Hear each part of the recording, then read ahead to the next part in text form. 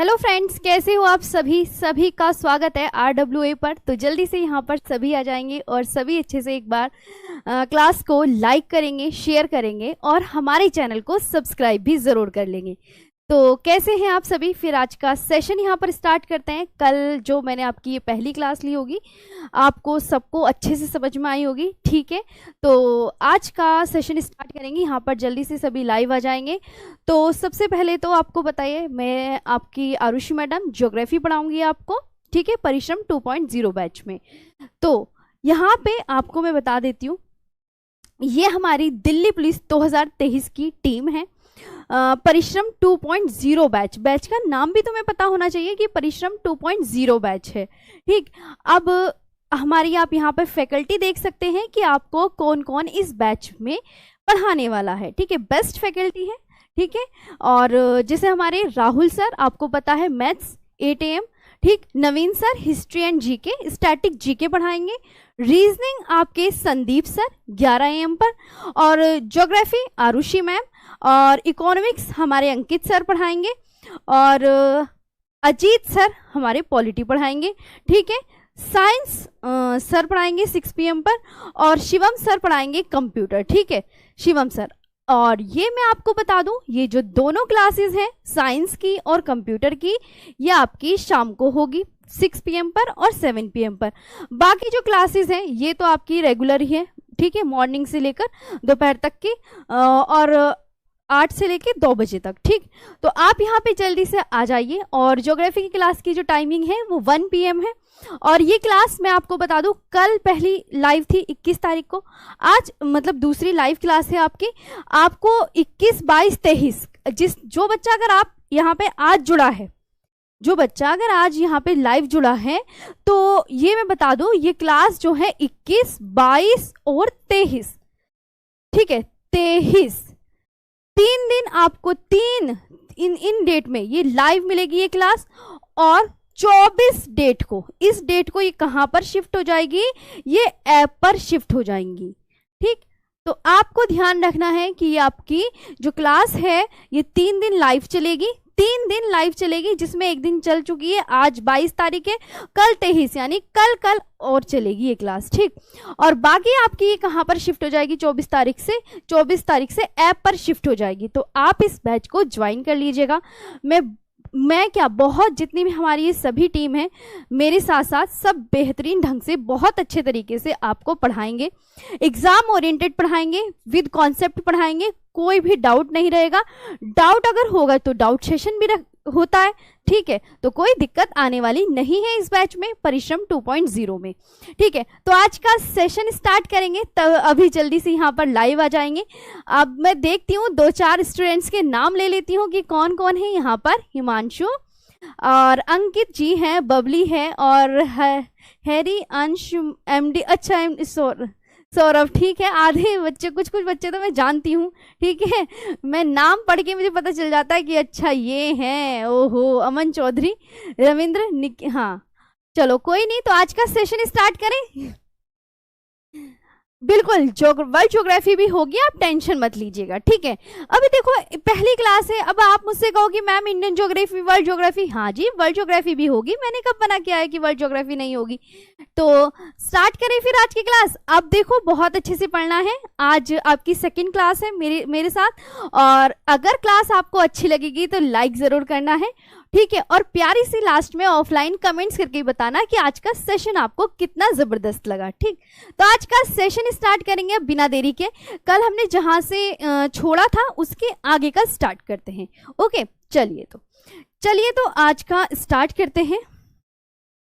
सबसे पहले हम बात कर रहे थे कि ग्लोब को, अब मैं आपसे पूछती हूँ, आप मुझे बताना, ग्लोब को 2 भागों में विभाजित करने वाली रेखा का नाम बताइए, ठीक है। मैंने आपसे कहा, अब आप यहाँ पे सुनेंगे कुछ क्वेश्चन। देखिए, अगर मेरी बात सुनिए, मैं आपसे क्वेश्चन पूछ रही हूँ, यानी कि वो आरुषि मैम ने ऑलरेडी पढ़ा दिया है। पढ़ा दिया का मतलब क्या होता है कि यानी कल की क्लास में मैम ने अवश्य ही पढ़ाया होगा, तभी मैम हमसे क्वेश्चन कर रही हैं, ठीक है। ये भी हो सकता है ना। अभी मैं आपसे ये कह रही हूँ कि पृथ्वी को 2 भागों में विभाजित करने वाली रेखा का नाम बताइए, या ग्लोब को 2 भागों में विभाजित करने वाली रेखा का नाम बताइए, ठीक। तो आप क्या आंसर देंगे, आप बताइए, ठीक। तो ये ध्यान रखनी है ऐसी ऐसी। तो अभी मैंने आपसे कहा कि जो कि भूमध्य रेखा को ये हमारी पृथ्वी है, ये हमारी पृथ्वी है। अब मैंने कहा पृथ्वी के बीचों बीच कौन सी रेखा खींची जाती है, तो आप बोलोगे मैडम जी हमें बिल्कुल अच्छे से याद हो गया, इक्वेटर।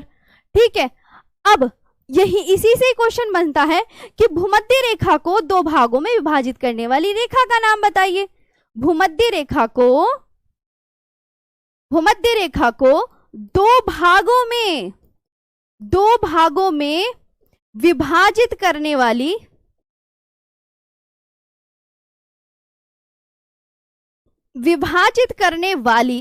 रेखा का नाम बताइए। रेखा का नाम बताइए।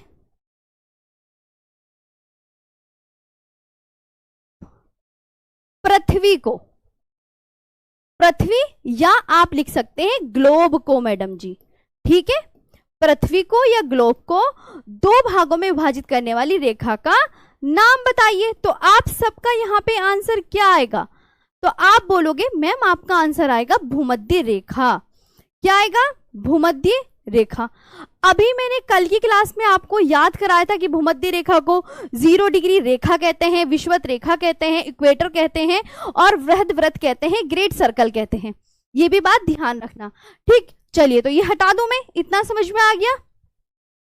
ध्यान से सुनना है और समझना है और बहुत अच्छे से पढ़ना है, और अच्छे से सुनते चलेंगे तो चीजें अपना आप ही याद हो जाएंगी। ठीक है, याद हो गया। चलिए दूसरी बात अब हम पूछते हैं। मैंने कहा आप सबसे कि ये देखिए पूरा गोला है। मैं आपसे क्वेश्चन कर रही हूं एक कि ग्लोब किसे कहते हैं। ये भी इंपॉर्टेंट चीज है कि ग्लोब किसे कहते हैं। पहले देखो, ये अगर आपने ये चीजें समझ ली ना तो आपको चीजें बहुत अच्छे से याद हो जाएंगी। ग्लोब किसे कहते हैं, आप बोलेंगे मैम ये पूरा गोला है। ठीक है, ध्यान से कि मैडम ने ये पूरा गोला बनाया।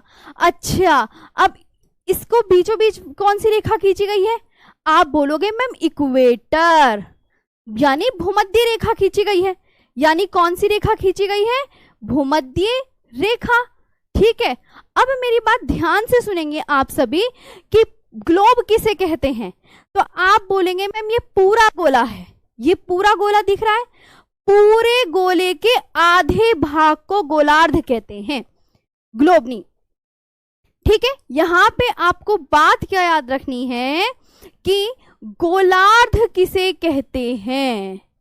ठीक है, गोलार्ध, हेमिस्फीयर। गोलार्ध को इंग्लिश में क्या बोलते हैं, हेमिस्फीयर बोलते हैं।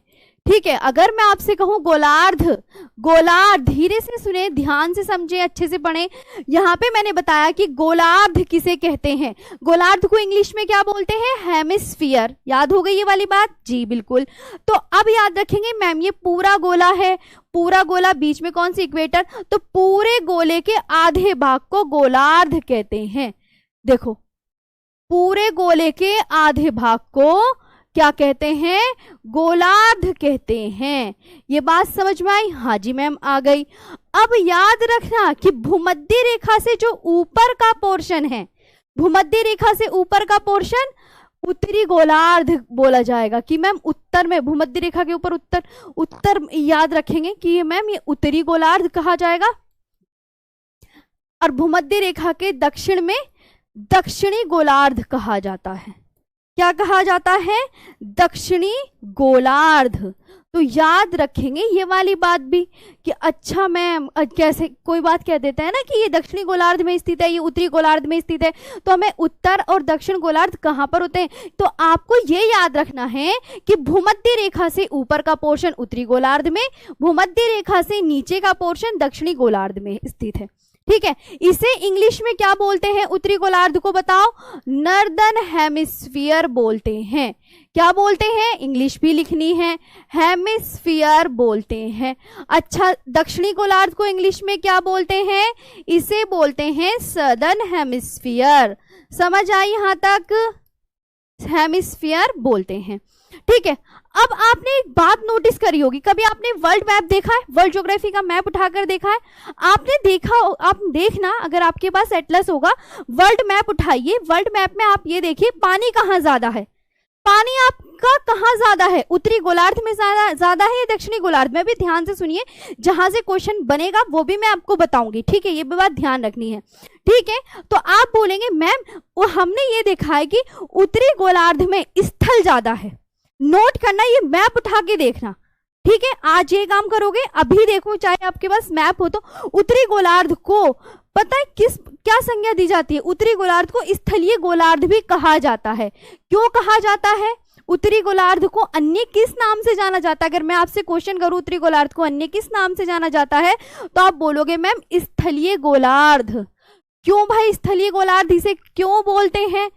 जल्दी से बताओ। लैंड हेमिस्फीयर तो खुद लिख लोगे, क्योंकि यहाँ पे स्थल, उत्तरी गोलार्ध में स्थल की प्रधानता। आप चाहे तो नोट्स लिख सकते हैं कि उत्तरी गोलार्ध में स्थल की प्रधानता होने के कारण उत्तरी गोलार्ध को स्थलीय गोलार्ध की संज्ञा दी जाती है। याद करने वाला पॉइंट है, एग्जाम में पूछ सकता है, ये थोड़ी प्रीवियस ईयर भी पूछेगा, प्रीवियस ईयर के साथ साथ एक दो क्वेश्चन नया भी ऐड हो जाता है, तो हमें नए पे भी तो फोकस करके पढ़ना है ना। चाहे क्या पता अगले एग्जाम में ये क्वेश्चन पूछा जाए कि स्थलीय गोलार्ध किसे बोलते हैं? स्थलीय गोलार्ध उत्तरी गोलार्ध को बोलते हैं या दक्षिणी गोलार्ध को? तो अब आप याद कर लोगे ना कि मैम स्थलीय गोलार्ध उत्तरी गोलार्ध को बोला जाता है। क्यों? क्योंकि वो मैं डेफिनेशन लिखवा दूंगी, ठीक है अभी।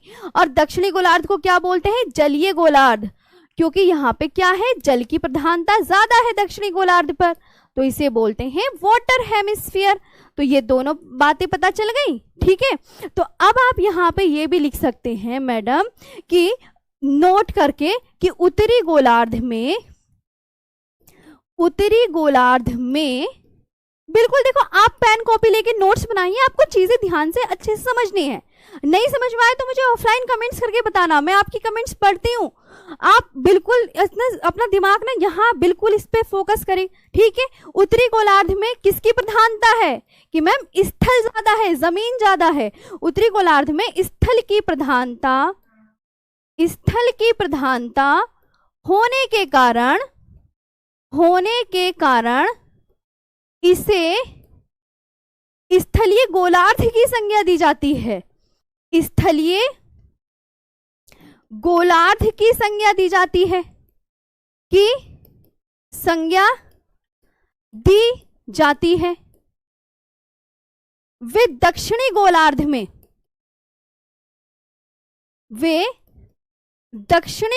में नोट्स बनाइए सब अपने राइटिंग से। वे दक्षिणी गोलार्ध में जल की प्रधानता ज्यादा होने के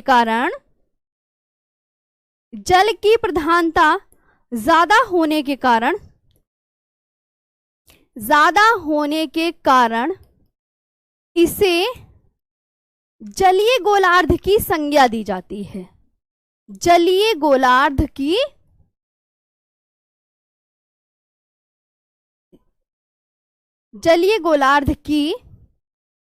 संज्ञा दी जाती है।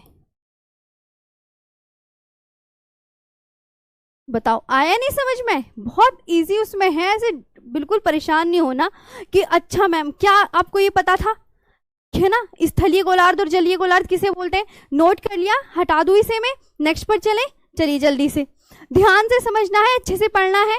और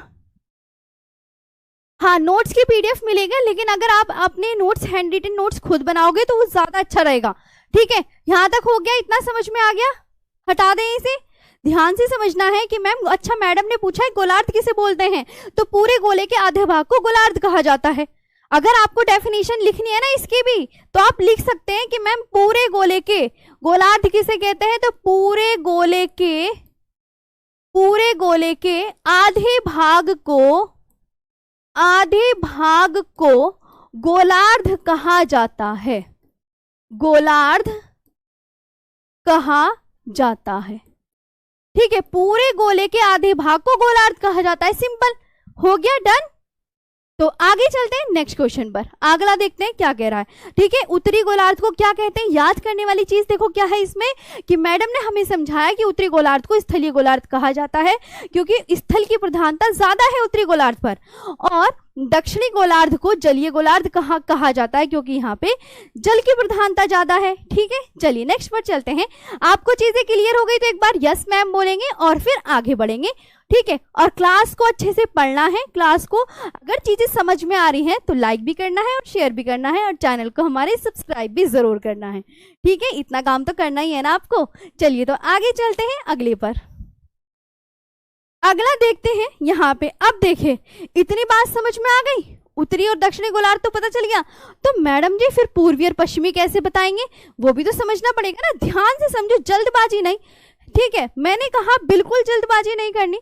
ये हमारी पृथ्वी है, दोबारा से पृथ्वी बनाओ सुंदर सी। चलिए जी मैडम, बना ली, बनाओ, सब बनाया करो जैसे जैसे मैं बनाती हूँ। 1 घंटा आप लिखोगे तो आपको अच्छे से पता, लिखने से चीजें और ज्यादा याद होती हैं। आप नोटिस करना ये बात कभी को, ठीक है, लिखने से चीजें। तो आप पता है क्या करोगे, देखिए इधर ये है, बीचों बीच कौन सी रेखा खींची जाती है, ये है 0 डिग्री देशांतर रेखा, ये है 0 डिग्री देशांतर रेखा। अब 0 डिग्री देशांतर रेखा के जो पूर्व में स्थित भाग है उसे कहते हैं पूर्वी गोलार्ध, ठीक है, ईस्टर्न हेमिस्फीयर। इंग्लिश में क्या बोलते हैं, पूर्व को ईस्टर्न, और हेमिस्फीयर की स्पेलिंग तो मैंने लिख दी अभी, है ना। और 0 डिग्री देशांतर रेखा के इधर का जो पोर्शन, जितना भी इस रेखा के इधर का पोर्शन है, जितनी भी चीजें यहां पड़ेंगी वो पड़ेंगी पश्चिमी गोलार्ध में। तो अब आपको उत्तरी गोलार्ध, पश्चिमी गोलार्ध सब पता चल गया, ठीक है। ये भी पता चल गया कि मैम अच्छा जी, 0 डिग्री देशांतर रेखा के इधर का जितना भी भाग पड़ेगा वो पूर्वी गोलार्ध में पड़ेगा, ठीक है। और जितना भी 0 डिग्री देशांतर रेखा के इधर का भाग पड़ेगा वो पश्चिमी गोलार्ध में पड़ेगा, सिंपल, ठीक है। तो यहां तक समझ में आया, बिल्कुल अच्छे से याद करनी है ये चीजें। अगले क्वेश्चन पर चलते हैं। अब देखो, तुम्हें गोलार्ध पता चल गया। अब इसी से ही क्वेश्चन बनता है कि क्वेश्चन, भारत किस गोलार्ध में स्थित है, चलिए बताइए। अब भारत किस गोलार्ध, गोलार्ध को इंग्लिश में क्या बोलते हैं, रिपीट चीजें जितनी करोगे उतनी ही चीजें याद होंगी, हेमिस्फीयर। तो भारत किस गोलार्ध में स्थित है, अब देखते हैं कौन बताएगा। तो आप बोलोगे, देखिए मैडम जी, भारत किस गोलार्ध में स्थित है, इधर आइए, ये हमने बनाई पृथ्वी, आप भी बना लो सब, ठीक है। आप बोलेंगे मैम देखिए ऐसे करके, है ना, आपको पता इधर उत्तर दिशा, इधर पूरब दिशा, ठीक है। और ये तो छोड़ दो, इधर आपको पता है पश्चिम है और इधर दक्षिण है, ठीक है। ये उत्तर पूर्व, आपको ये दिशाएं तो पता होनी चाहिए। लेकिन जो हमारा भारत विद्यमान है वो कहाँ है, वो यहाँ पर है। वो कहाँ है, तो आप बोलोगे मैम यहाँ पर है भारत। तो भारत किस गोलार्ध में स्थित है, तो आप बोलोगे अच्छा मैम ये तो उत्तर पूर्व के उत्तर है ये, और ये पूर्व है ये ना, ठीक है। इसे ईस्ट बोलते हैं और इसे नॉर्थ बोलते हैं, ठीक है। तो आप क्या बोलोगे मैम भारत तो उत्तर पूर्व के बीच में स्थित है, तो भारत किस गोलार्ध में स्थित हुआ। तो आप फिर आंसर क्या देंगे सभी स्टूडेंट्स, चलिए आंसर दीजिए। तो भारत, आप बताएंगे मैम भारत उत्तर पूर्वी गोलार्ध में स्थित है, उत्तर पूर्वी गोलार्ध में स्थित है। क्या ये बात आपको समझ नहीं आई, भारत उत्तर पूर्वी गोलार्ध में स्थित है। तो आप क्या बोलोगे मैम नॉर्थ ईस्ट हेमिस्फीयर में, इंग्लिश में भी ध्यान से सुनेंगे, नॉर्थ ईस्ट हेमिस्फीयर, एच का मतलब हेमिस्फीयर। यहां तक चीज क्लियर हो गई है, ठीक है। यहां पे आपको बहुत अच्छे से ध्यान रखना, ये वाला भी आपको याद करना है, ठीक है, ठीक। यहां तक समझ आया, बिल्कुल। कल्पना है, खुशी है, अमन है, अखिल है, संदीप, ऋतिक, बहुत अच्छे से पढ़ना है। तो अब आपको पता चल गया कैसे कि भारत मैम उत्तर पूर्वी गोलार्ध में स्थित है। भारत किस गोलार्ध में स्थित है, ठीक है। एक और चीज यहाँ पे पूछी जाती है, ये हटा दूं, ये हो गया। जब मुझे बता तो दिया करो कि यस मैम हमने कर लिया है, आप हमें आगे बता दीजिए। आप नहीं बताओगे तो कौन बताएगा फिर, ठीक है। ये वाली चीजें क्लियर हो गई। दूसरी चीज आपको याद रखना है, एक और बात बहुत इंपॉर्टेंट पूछी जाती है, जो वेरी वेरी इंपॉर्टेंट। और पता है ये जो भारत उत्तर पूर्वी गोलार्ध में स्थित है, ये क्वेश्चन एसएससी में उठा लो, दिल्ली पुलिस में उठा लो, ठीक है, इवन पीसीएस में उठा लो ये क्वेश्चन, पीसीएस में ये क्वेश्चन तो इतना वेरी इंपॉर्टेंट क्वेश्चन है, आप प्रीवियस ईयर क्वेश्चन लगाओगे तो आपको खुद मालूम हो जाएगा कि ये कितनी दफा यानी कितनी बार बार पूछा गया है, आपको खुद पता चल जाएगा। ठीक समझ आ रही है? ये क्वेश्चन वेरी वेरी इंपॉर्टेंट, जहां मैं वेरी इंपॉर्टेंट लिख दूं वो समझना कि वो रिपीट क्वेश्चन है, बार बार एग्जाम में रिपीट होते रहता है। कुछ क्वेश्चन तो ऐसे हैं भाई वो रिपीट ही होते रहते हैं। ठीक है, तटीय राज्य कितने हैं, कर्क रेखा कितने राज्यों से ली गई है, मतलब ये पाकिस्तान कितने राज्यों के साथ सीमा लगाता है। कुछ क्वेश्चन ऐसे हैं जो रिपीटेड हैं और मोस्टली रिपीट ही होते रहते हैं, हमेशा कोई ना कोई एग्जाम में मिलेंगे जरूर। ठीक है, तो ये क्वेश्चन, ये बात ध्यान रखना है। ठीक है, अगला आगे चलते हैं। ये अब दूसरा, मैंने आपसे कहा कि मुझे एक चीज बताइए, भारत किस कटिबंध में स्थित है? भारत किस कटिबंध में स्थित है? कटिबंध को इंग्लिश में क्या बोलते हैं? जोन। भारत किस कटिबंध में स्थित है? अब यहां देखेंगे भारत किस कटिबंध में स्थित है, तो आपको पता है क्या करना है? आप बताइए किस कटिबंध में स्थित है? तो आप सबसे पहले एक भारत का मैप बनाइए, मैं आपको फिर बताती हूं। मैप बनाओगे ना, उससे आपको चीजें फिर पता चल जाएंगी। मैप बनाओ सब, तभी तो मैप से ही तो चीजें पता चलेंगी।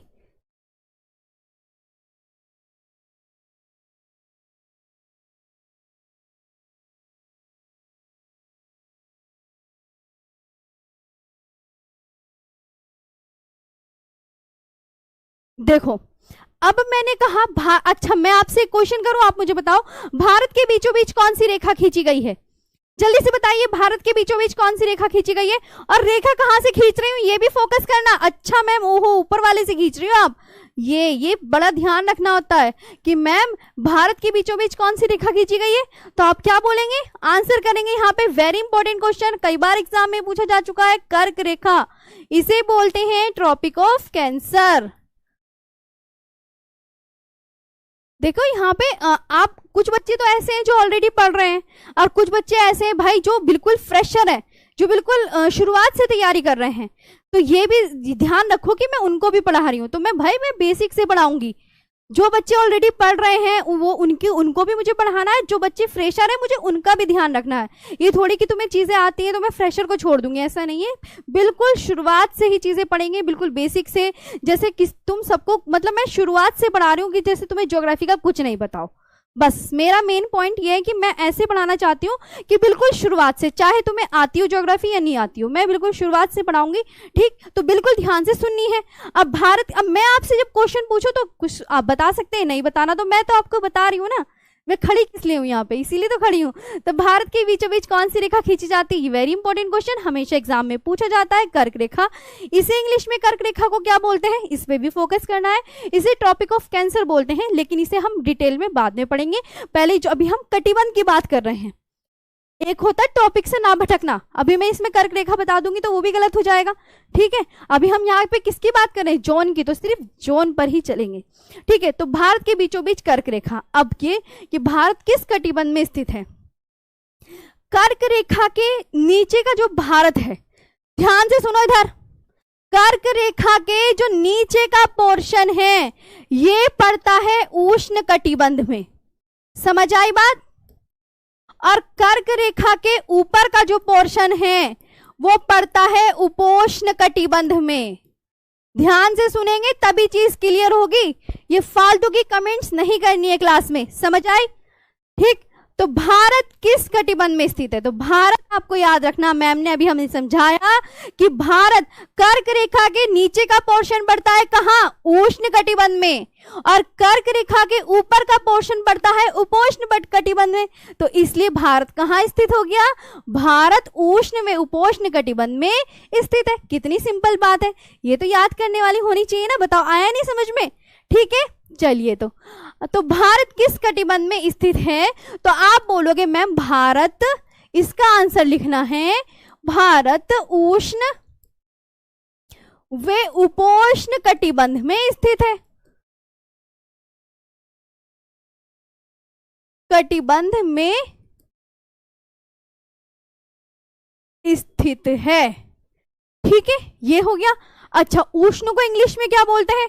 चलिए ये भी याद कर लीजिए, ट्रॉपिकल जोन, ठीक है। और इसे उपोष्ण को इंग्लिश में क्या बोलते हैं, टेम्परेट जोन। तो भारत किस कटिबंध में स्थित है, याद हुआ, डन। आगे चले, तो इसलिए ध्यान से सुनना है, ध्यान से समझना है और अच्छे से पढ़ना है। जब मन लगा के पढ़ोगे ना तो चीजें अपने आप ही याद हो जाएगी, और मन ही तुम्हारा, तुमने अपना भटका रखा होगा ना तो कुछ याद नहीं होगा, ठीक है। ये बात ध्यान रखना। आगे चलते हैं, ठीक है। तो भारत किस कटिबंध में स्थित होगी, ये वाला भी डन हो गया। आगे चले, और अच्छे से अगर चीजें क्लियर हैं तो मैं यही उम्मीद करूंगी कि आप अच्छे से क्लास को लाइक भी करेंगे, शेयर भी करेंगे और चैनल को सब्सक्राइब जरूर करेंगे। और फिर जब ये क्लास वगैरह हो जाएगी तो ऑफलाइन कमेंट्स करके बताना फिर सेशन कैसे लगा। मैं पढ़ूँ तो कमेंट्स मुझे पढ़नी है, मैं देखूंगी कि क्या क्या कमेंट्स आई हैं, अच्छी हैं, बुरी हैं, मतलब जो भी आपका मन करे आप कमेंट्स कर सकते हैं, कोई प्रॉब्लम नहीं है, ठीक है। आगे चलते हैं। चलिए अब मैं दूसरी चीज बताती हूँ। मैंने अब आपसे क्वेश्चन करने हैं, यहाँ पे तैयार है आप सभी, बोले यस मैम। अब मैं आपसे कुछ क्वेश्चन करती हूँ, आपको बताने हैं बहुत अच्छे से, ठीक है।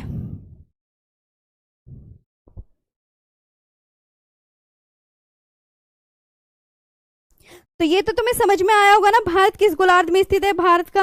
अब मैं आपसे करती हूँ, तो ये यहाँ पे मैं आपसे पूछा, जैसे यहाँ पे ये बेसिक क्वेश्चन है, एक है भारत का आकार बताइए क्या है, ठीक है। चलिए आप मुझे बताइए भारत का आकार, प्रायद्वीपीय भारत का आकार, प्रायद्वीपीय भारत का आकार, ठीक। आप अच्छा, अगर आपको आता है तो आप आंसर दीजिए, नहीं आता तो मैं बताने के लिए हूं यहां पर।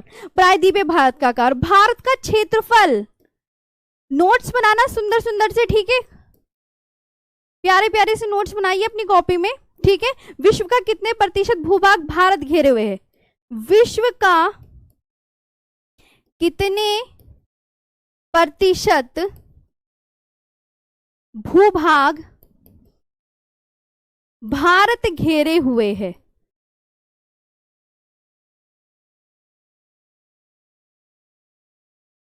देखो जिसको आंसर आता है वो आराम से दीजिए, नहीं आता तो मैं हूं बताने के लिए, ठीक है।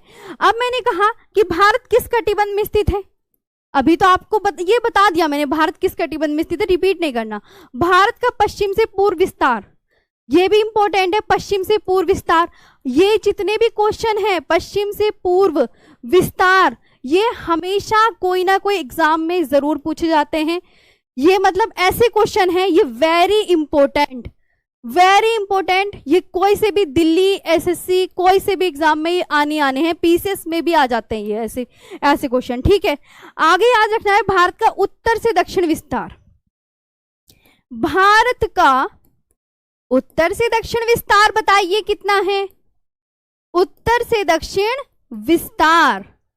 चलिए अभी मैं देखती हूँ, जो आंसर करेगा फिर मैं उसका नाम भी ले सकती हूँ, ठीक है। विशाल, साक्षी, चलिए बताइए यहाँ पर क्या होगा इसका आंसर। अभिषेक, हाँ जी, पवन है, दीपक है, अरविंद है और ध्रुव है, गुड्डू है, ठीक। दीपक बताइए आंसर दीजिए, इसका क्या होगा। मनीष, ठीक है। यहाँ पे बताइए भारत का उत्तर से दक्षिण विस्तार बताइए, और भारत कितने नंबर का सबसे बड़ा देश है ये बताइए। भारत कितने नंबर का, भारत कितने नंबर का सबसे बड़ा देश है, सबसे बड़ा देश है, भारत कितने नंबर का सबसे बड़ा देश है। तो अब इसके क्वेश्चन के आंसर दीजिए। देखिए आप सबके पास पहले चैप्टर में यही चीजें हैं, बहुत अच्छे से पढ़ना है, नहीं पढ़ोगे तो वो भी गलत हो जाएगा, ठीक है। भारत का आकार क्या है जल्दी से बताएंगे, तो भारत का आकार आप बोलेंगे मैम चतुष्कोणीय, बहुत एग्जाम में पूछा जाता है। आप बिल्कुल आपके फर्स्ट चैप्टर से आपके पास बुक भी है, मिला सकते हैं, बहुत सारी चीजें ऐसी हैं, इस बुक से भी ज्यादा ही मिलेगा इसमें क्लास में, ये बात ध्यान रखना। प्रायद्वीपीय भारत का आकार बताइए क्या है, तो आप बोलोगे मैम त्रिभुजाकार है, त्रिभुजाकार है।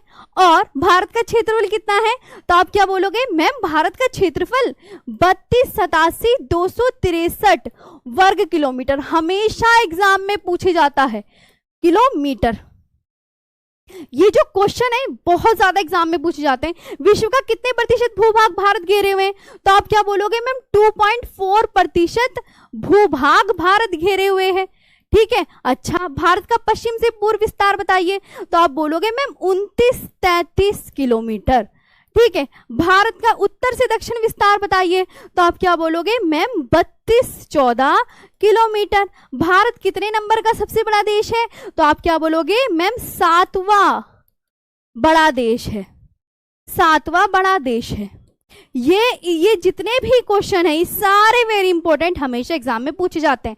ठीक है, बिल्कुल एग्जाम ओरिएंटेड है, बिल्कुल एग्जाम ओरिएंटेड। अब देखो मैं तुम्हें एक चीज और बताती हूँ, ये आपका यहाँ पे हो गया, हो गया यहाँ पे। इधर आओ, ये जो भारत का पश्चिम से पूर्व विस्तार है, ये आपने लिखा, इसकी स्क्रीनशॉट ले लिए, बताइए।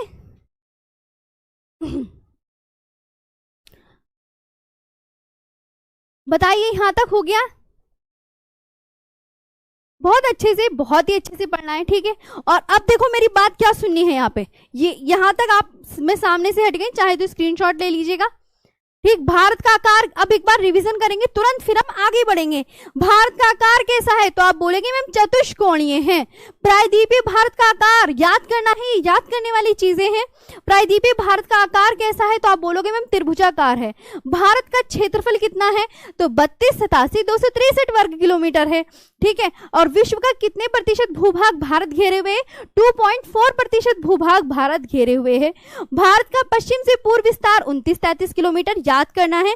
भारत का उत्तर से दक्षिण विस्तार कितना है, ये याद करना है। जब मैं बोल रही हूँ याद करना है, तो वो चीजें याद जरूर करनी है, ये बात याद रखना मेरी। ठीक है, 32-14 किलोमीटर है। भारत कितने नंबर का सबसे बड़ा देश है, तो 7वां बड़ा देश है। ये वेरी इंपॉर्टेंट है, बहुत अच्छा। ठीक है, नहीं याद करोगे तो मेरा क्या है, मैं बिल्कुल याद करना है, जो नहीं याद करेंगे उनका खुद का नुकसान है। ठीक है, इसलिए कह रही हूं कि याद करनी है ये चीजें। ओके, चलिए आगे चलते हैं। ठीक है, बिल्कुल अच्छे से याद करना है। अब देखिए मेरी बात, आगे क्या चलनी है, आगे जो चलनी है ये तो आपने बना लिया ना, यहां तक हो गया। भारत किस गोलार्ध में स्थित है, ये भी आपको पता चल गया मैम, भारत उत्तर पूर्वी गोलार्ध में स्थित है। और भारत के दक्षिण में स्थित कौन सा महासागर है, चलिए इस क्वेश्चन का आंसर आप देंगे, क्योंकि मैंने कल बताया था आपको। भारत के दक्षिण में स्थित महासागर कौन सा है, बताइए। ये भारत किस महासागर के, भारत कहां स्थित है, जल्दी। यहाँ पे कल की क्लास में पूछा था, जो अब ये तो मैंने कल की क्लास में पूछा था ना, पूछा था नहीं पूछा था, कि भारत के दक्षिण में स्थित कौन सा सागर है, हिंद। तो ऐसे करके अगर आप मुझे क्वेश्चन का आंसर दोगे ना, देखिए कितना अच्छा सबका हिंद महासागर आंसर आ रहा है। इसे इंडियन ओशियन भी बोलते हैं, तो इससे आपकी नॉलेज बढ़ेगी, पता है, आप क्वेश्चन का आंसर दोगे तो। ठीक है, बिल्कुल ध्यान से। अब देखो आपने बोला, मैंने आपसे क्वेश्चन किया कि भारत के दक्षिण में स्थित महासागर कौन सा है, आपने तुरंत बता दिया हिंद महासागर, तो आपने कल की क्लास का याद कर रखा है, इसका मतलब ये है। तो ऐसे याद करना होता है। ठीक है, अब देखिए मैं आपको एक चीज और बताती हूं, यहां तक आपको क्लियर है, पहले आप मुझे ये बता दीजिए। ठीक है, यहां तक आपको क्लियर है,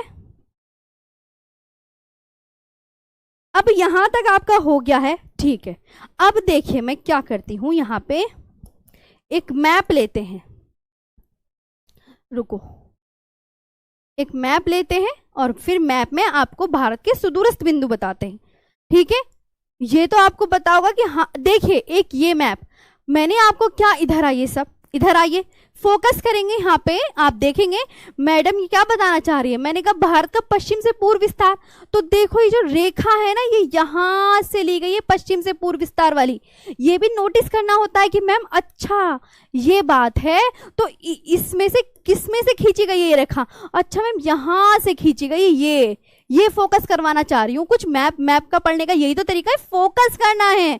ठीक है, तो ये देखो पश्चिम से पूर्व विस्तार ऐसे करके, ठीक है, ये देखिए यहां से और यहां पे आके रुक गया। और उत्तर से दक्षिण विस्तार ये 32-14, ये ऐसे करके कि मैम ये 32-14 है ना, और ये 29-33 किलोमीटर है, और ये कितना है 32-14 किलोमीटर। ठीक है, यहां तक आपको चीजें क्लियर है, यस मैम बोलेंगे फटाफट से, फिर मैं आगे बताती हूं। ठीक है, यहां तक हुआ। अब मैंने आपसे कहा दोनों के बीच अंतर तो इन दोनों के बीच अंतर कितने का है? तो दोनों के बीच अंतर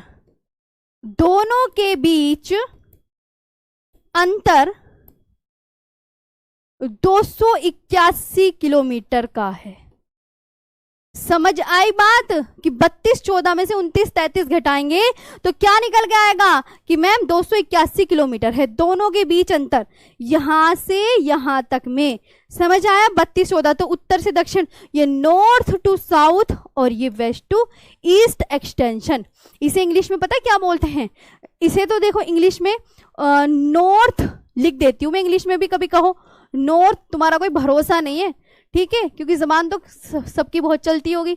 एक्सटेंशन है ना, और नॉर्थ टू साउथ एक्सटेंशन और west to east extension, English में ये बोलते हैं।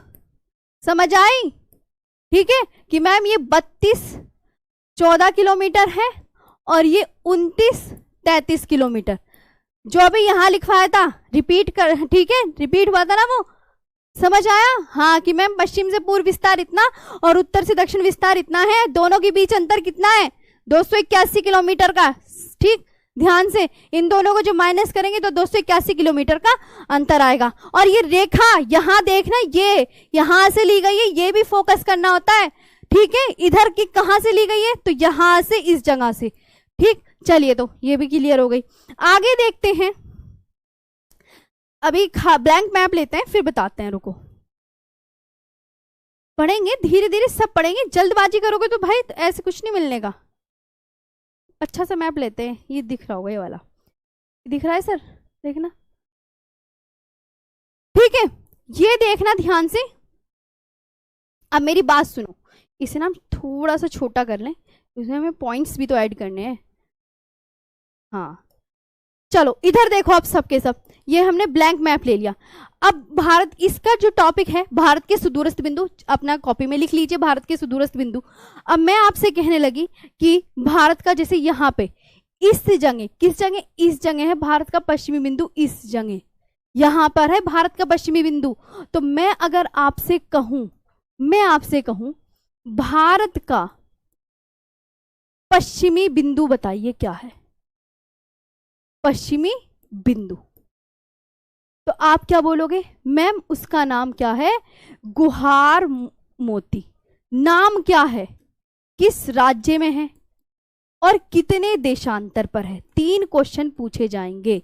चलिए बताइए, भारत का पश्चिमी बिंदु, भारत के सुदूरस्थ, टॉपिक क्या है? दिख रहा है सर?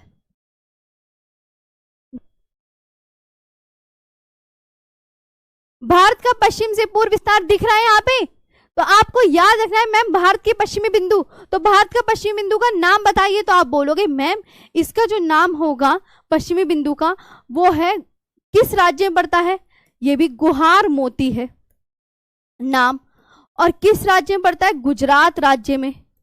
और ये कितने देशांतर से लिया गया है? 68 डिग्री 7 मिनट पूर्वी देशांतर से लिया गया है। एक पॉइंट क्लियर, मतलब ये तीनों चीजें ये वेरी इंपॉर्टेंट है, हर एक एग्जाम में पूछी जाएगी। भाई पहले चैप्टर से क्वेश्चन बनते ही बनते हैं, याद नहीं करोगे तब भी नुकसान है आपका, तो ये याद जरूर करनी है। यहां तक चीजें क्लियर है? ठीक, तो भारत का पश्चिमी बिंदु क्या है? तो आप बोलोगे मैम भारत के पश्चिमी बिंदु का नाम क्या है? गुहार मोती। बताओ, ये इतना इजी उसमें मैं बता रही हूँ भारत के पश्चिमी बिंदु का नाम। मैंने आपसे पूछा भारत के पश्चिमी बिंदु का नाम क्या है, तो ये तो लिखा हुआ भी है कि गुहार मोती है, तुम तो देख के पढ़ के बता सकते हो ना कि भारत के पश्चिमी बिंदु का नाम गुहार मोती है। किस राज्य में है? तो आप क्या बोलोगे मैम गुजरात राज्य में है। और किस देशांतर से लिया गया है? मैंने आपसे पूछा भारत का पश्चिमी बिंदु किस देशांतर से लिया गया है, तो आप बोलोगे मैम 68 डिग्री 7 मिनट पूर्वी देशांतर से लिया गया है। तो क्या ये तीनों पॉइंट्स आपको याद नहीं हो सकते? इतनी अकल तो है ना इस दिमाग में कि आरुषि मैम ने कुछ बताया वो आप याद नहीं कर पाओ। आगे चलते हैं, अब यहाँ पे बात करेंगे भारत के पूर्वी बिंदु की। यहाँ पे है इस जगह भारत का पूर्वी बिंदु, बिंदु पे फोकस करो, कहां बनाया आरुषि मैम ने, ठीक है, फोकस करना भी होता है। तो ये है आपका भारत का पूर्वी बिंदु। नाम बताओ पहले भारत के पूर्वी बिंदु का, सबसे पहले तो नाम। अब तो नाम वाम तो ये मैंने तीनों जगह यहाँ पे लिख ही लिया है। यहाँ तो आप बता ही सकते हो कि भारत के पूर्वी बिंदु का नाम क्या है, किबिथु। किस राज्य में पड़ता है, आप बोलोगे मैम अरुणाचल प्रदेश में। राज्य का नाम बताओ और किस देशांतर से लिया गया है, 97 डिग्री 25 मिनट पूर्वी देशांतर से। देखो दोनों जगह ही मैंने पूर्वी देशांतर लिखा है, इधर भी पूर्वी देशांतर, इधर भी पूर्वी देशांतर, क्योंकि भारत भाई पूर्वी गोलार्ध में स्थित है, इसलिए दोनों जगह पूर्वी देशांतर ही आएगा। ठीक है, समझ आया? चीजें आपको विजिबल है, दिख भी रही हैं अच्छे से? हाँ, ये जरूर देख लेना चीजें दिख रही हैं या नहीं दिख रही हैं। ठीक है, डन। बताओ कितना इजी है। और ये क्या है, टॉपिक का नाम भारत के सुदूरस्थ बिंदु, इंग्लिश में बोलते हैं extreme points of the India. चले आगे चलते हैं। दूसरा यहां पे आता है भारत का उत्तरी बिंदु। यहां पर है भाई साहब, यहां इस जगह ये है भारत का उत्तरी बिंदु। भारत का उत्तरी बिंदु, नाम बताओ भारत के उत्तरी बिंदु का। चलिए, तो आप अब नाम तो बता ही देंगे कि मैडम जी इंदिरा कौल है। क्या है, इंदिरा कौल। पड़ता कहां पर है, पीओके में, पाक ऑक्यूपाइड कश्मीर में। कितने अक्षांश पर लिया गया है, तो आप बोलोगे मैम ये लिया गया है 37 डिग्री 6 मिनट उत्तरी अक्षांश से। उत्तरी अक्षांश से लिया गया है। ठीक, ये हो गया क्लियर, समझ आया? आगे चलते हैं। यहां पे याद करना है। अब देखो ये आपको भारत का पूर्वी बिंदु, भारत का पश्चिमी बिंदु, भारत का उत्तरी बिंदु, ये जो टॉपिक का नाम है ये है भारत के सुदूरस्थ बिंदु। टॉपिक आप डाल सकते हैं। ठीक है, अब इधर देखेंगे। मैंने कहा ये क्या है, यहाँ पे एक बिंदु यहाँ पर है और एक बिंदु ये जो अंडमान निकोबार है ना, बिल्कुल सबसे नीचे है। देखो इससे भी नीचे है ये बिंदु, इस पे फोकस करना। ठीक है, तो ये आपको याद रखना है कि मैम इस वाले बिंदु को बोलते हैं कि भारत का मुख्य भूमि का बिंदु। इस बिंदु को क्या बोलते हैं, भारत की, यहाँ पे ना घिचपिच हो जाएगी, मैं आगे लिख दूं ना, भारत के मुख्य भूमि का बिंदु है ना, यहाँ घिचपिच हो जाएगी, पहले ना आगे लिख लेते हैं। ये आप तीनों बिंदु आप इसे नोट कर लीजिए अच्छे से, यहाँ पे चीजें क्लियर है? हाँ, यहां तक क्लियर है? बताओ, कोई दिक्कत? अच्छे से पढ़ना है और अच्छे से बिल्कुल ध्यान से पढ़ना है। क्लास को सभी अच्छे से पढ़ेंगे। बस यही है कि भारत का देखो पश्चिमी बिंदु और भारत का पूर्वी बिंदु, भारत का उत्तरी बिंदु, नाम याद करने हैं, एग्जाम में पूछे जाते हैं। नहीं याद करोगे तो नुकसान होगा। ये सभी एग्जाम में, मतलब ये नहीं कि एक एग्जाम में, ये आप मतलब ये फर्स्ट चैप्टर है भाई, एग्जाम में आने ही आना है, याद करना ही करना है, बिल्कुल दिमाग में बसाना है। ठीक है, समझ आई? तो भारत के पश्चिमी बिंदु का नाम बताइए, गुहार मोती। किस राज्य में, गुजरात में। किस देशांतर से लिया गया है, 68 डिग्री 7 मिनट पूर्वी देशांतर से लिया गया है। भारत के उत्तरी बिंदु का नाम इंदिरा कौल, याद करेंगे एक बार। ठीक है, भारत के उत्तरी बिंदु का नाम मैंने आपसे पूछा तो आप क्या बोलेंगे, तो भारत के उत्तरी बिंदु का नाम क्या है, इंदिरा कौल है। पड़ता कहां पर है, फिर मैं पूछूंगी तो आप बोलोगे मैं पाक ऑक्यूपाइड कश्मीर में पड़ता है। फिर ये कितने अक्षांश पर स्थित है, तो आप बोलोगे मैम 37 डिग्री। इसे देखो इधर आओ, पढ़ते कैसे हैं, इसे पढ़ते 37 डिग्री, ये डिग्री का साइन है, ये 6, ये मिनट है, ये मिनट 37 डिग्री 6 मिनट उत्तरी अक्षांश से लिया गया है। भारत का पूर्वी बिंदु किबिथु किस राज्य में स्थित है, अरुणाचल प्रदेश में, और कितने देशांतर से लिया गया है, 97 डिग्री 25 मिनट पूर्वी देशांतर से लिया गया है। यहां तक क्लियर? अब बचा कौन सा, ये बचा और एक ये वाला बिंदु बचा, तो हम ये दूसरे मैप में कवर करेंगे। ठीक है, ठीक है, दूसरे मैप में कवर करेंगे। तो इसे मैं ऊपर कर लेती हूँ। देखो ऐसे करते हैं, इसे यहां से कहाँ पे बताया था मैंने, हाँ इसे मैं मैप में जो बता दूं, यहाँ पे देखो, इधर आओ। अब बचा कौन सा, अभी बचा आपका 2 बिंदु और बचे। एक तो यहां वाला बिंदु बचा, एक तो आपका कौन सा बिंदु बचा, यहां का बिंदु बचा, और एक इसके नीचे का बिंदु बचा, यहां का। तो अब हम इसे ऊपर कर लेंगे, इन 2 को भी लिख लेंगे। ठीक है, अब बताओ यहाँ पे ये मैंने लिखा, ये क्या है? तो आप बोलोगे मैम ये है भारत की मुख्य भूमि का बिंदु। मुख्य भूमि का बिंदु, इसे पता है क्या बोलते हैं? भारत की मुख्य भूमि का बिंदु। Main land extension of the India. Main land extension of the India, ये बोलते हैं। ठीक है, और इसे क्या बोलते हैं? ये western most point of the India. अगर भारत के पश्चिमी बिंदु की कोई इंग्लिश पूछे तो आप क्या बताएंगे कि इसे तो ma'am western most point of the India, है ना, इसकी इंग्लिश ये हो जाएगी। अगर मैं आपसे कहूं इसकी इंग्लिश क्या होगी भारत के उत्तरी बिंदु की? तो eastern most point of the India. पूर्वी बिंदु की क्या होगी? तो आप क्या बोलोगे मैम? ये होगा eastern most point of the India. Eastern most point of the India. बताओ क्या नहीं समझ में आया? और ये northern most point of the India, ये northern most point of the India हो गया। इधर आप देखेंगे यहाँ पर तो आप क्या बोलेंगे मैम? ये main land extension of the India, Bharat की मुख्य भूमि का बिंदु। तो आपका सबसे पहले तो आप किससे पूछेंगे कि नाम क्या है, नाम बताओ। तो आप इसका नाम बताएंगे मैम कन्याकुमारी। कन्याकुमारी बोलेंगे या क्या बोलेंगे? Cap Comorin. कैप कोमोरिन, दो नामों से जाना जाता है ना, कन्याकुमारी या कैप कोमोरिन। किस राज्य में पड़ता है? तो आप बोलेंगे मैम ये जो भारत की मुख्य भूमि का बिंदु है ये तमिलनाडु राज्य में पड़ता है। किस राज्य में? तमिलनाडु राज्य में। ठीक है, और ये कितने अक्षांश से लिया गया है? तो आप बोलेंगे मैम ये लिया गया है 8 डिग्री 4 मिनट उत्तरी अक्षांश से लिया गया है। उत्तरी अक्षांश से लिया गया है, लिया गया है। ठीक है, अच्छा अब बचा कौन सा?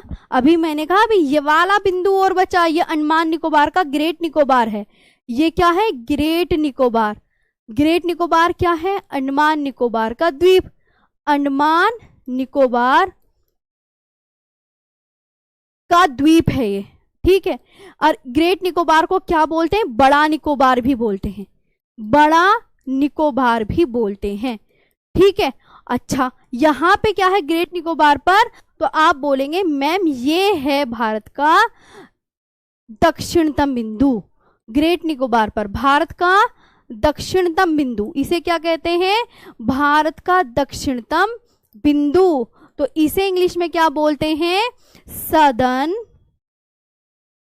Most point of the India. Sudden most point of the India. नाम क्या है? भारत के दक्षिणतम बिंदु का नाम बताइए। मैं आपसे पूछ रही हूं, आप आंसर कीजिए। तो आप क्या आंसर करेंगे? मैम यहाँ पे भारत का जो दक्षिणतम बिंदु है वो क्या है? इंदिरा पॉइंट है। क्या है? इंदिरा पॉइंट। क्या है? इंदिरा पॉइंट है। ठीक है, अच्छा इंदिरा पॉइंट है, ये कहां पर स्थित है? तो आप बोलोगे मैम अंडमान निकोबार के ग्रेट निकोबार द्वीप पर स्थित है। ऐसे लिखना है बिल्कुल। ठीक है, अंडमान निकोबार के ग्रेट निकोबार द्वीप पर स्थित है। ठीक है, कहां पर स्थित है? कौन से द्वीप पर? अंडमान निकोबार के, तो ग्रेट निकोबार द्वीप पर स्थित है। और यहाँ पे दूसरी बात, ये कितने अक्षांश से लिया गया है? तब आप क्या बोलेंगे? बताओ क्या बोलोगे? कि मैम ये जो है 6 डिग्री 4 मिनट उत्तरी अक्षांश से लिया गया है।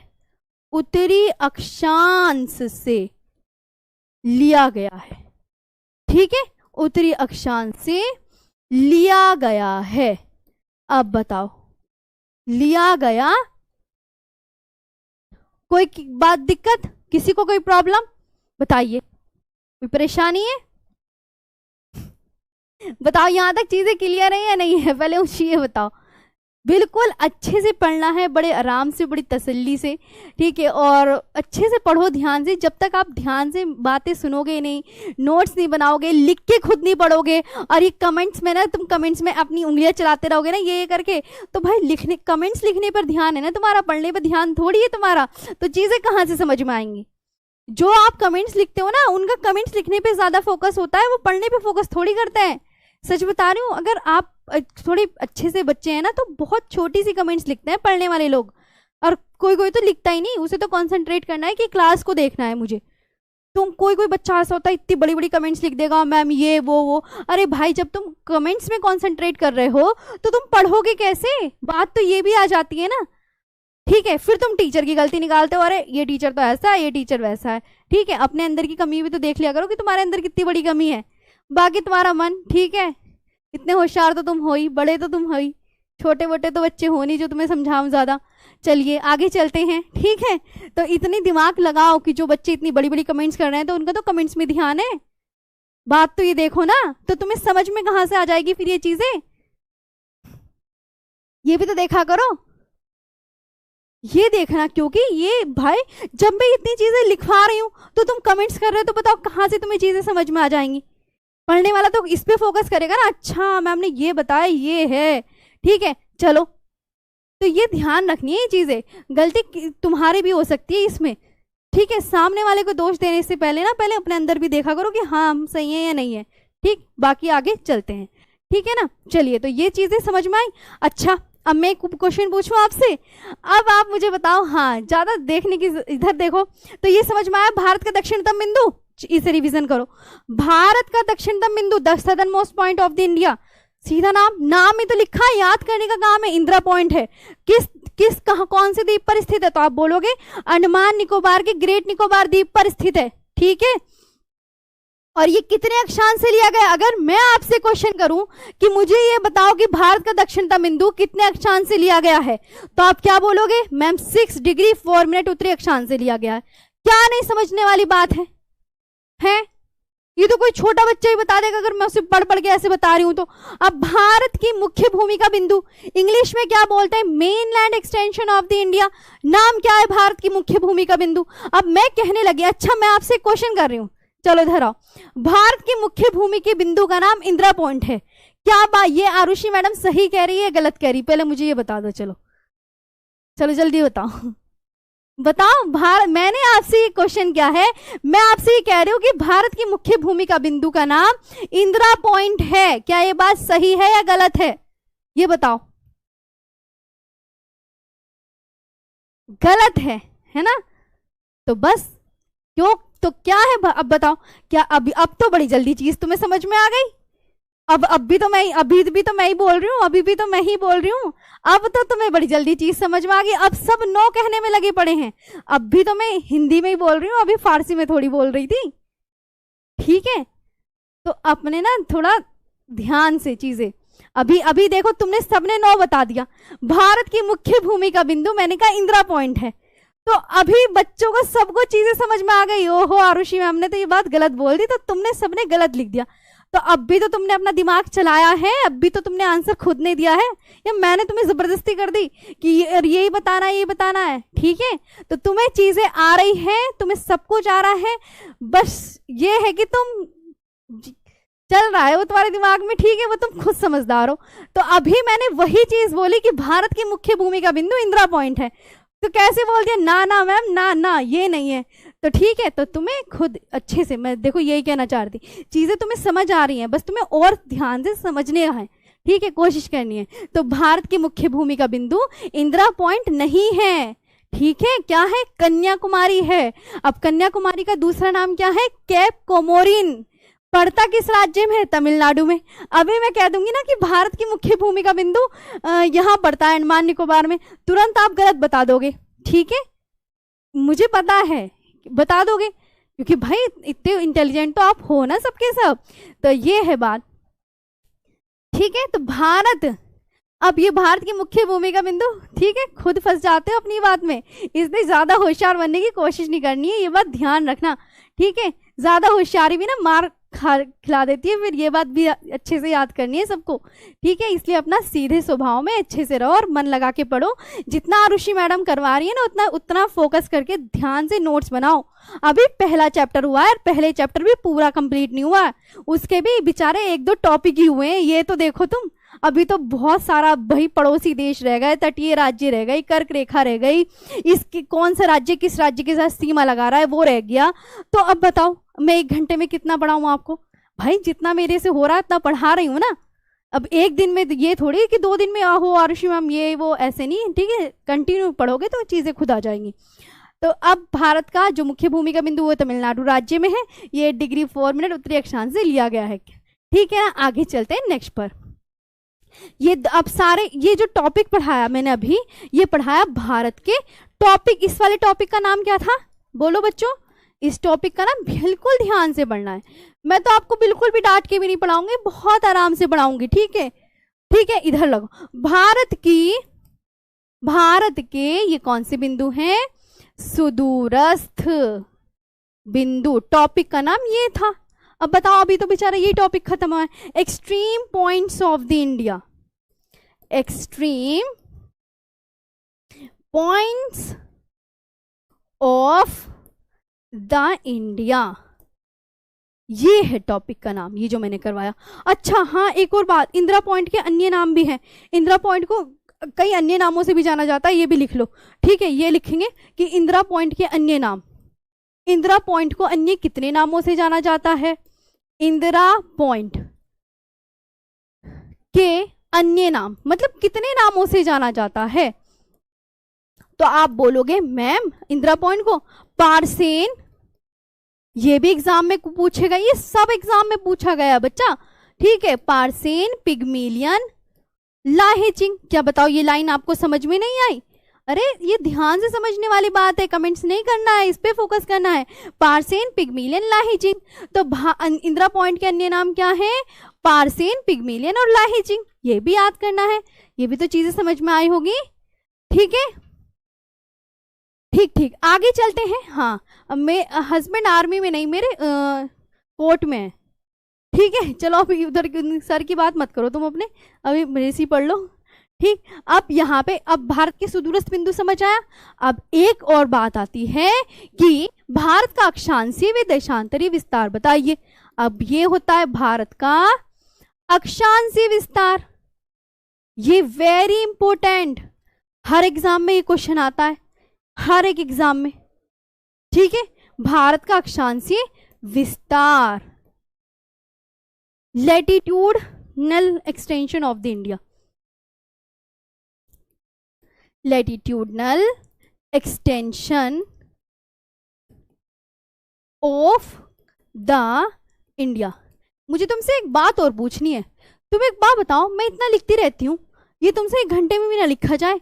तुम नोट्स वगैरह नहीं बनाते क्या हैं? मैम एक बार किंगरी विंगरी, हाँ उत्तराखंड के दर रहे थागा माना नीति लिपुले किंगरी विंगरी, बस खुश, ठीक है। ये तुम्हें ध्यान से पढ़ना है और क्लास को सब अच्छे से, क्लास को लाइक करना है, शेयर करना है और हमारे चैनल को शेयर करना है। और ये बात क्या ध्यान रखेंगे, यहाँ से मैं कल करवाऊंगी क्योंकि ना 2 मिनट बचे हैं, सर की अजीत सर की क्लास है पॉलिटी की, ठीक है। समय का भी ध्यान रखना है, 2 मिनट रह गए इसलिए सर की क्लास है।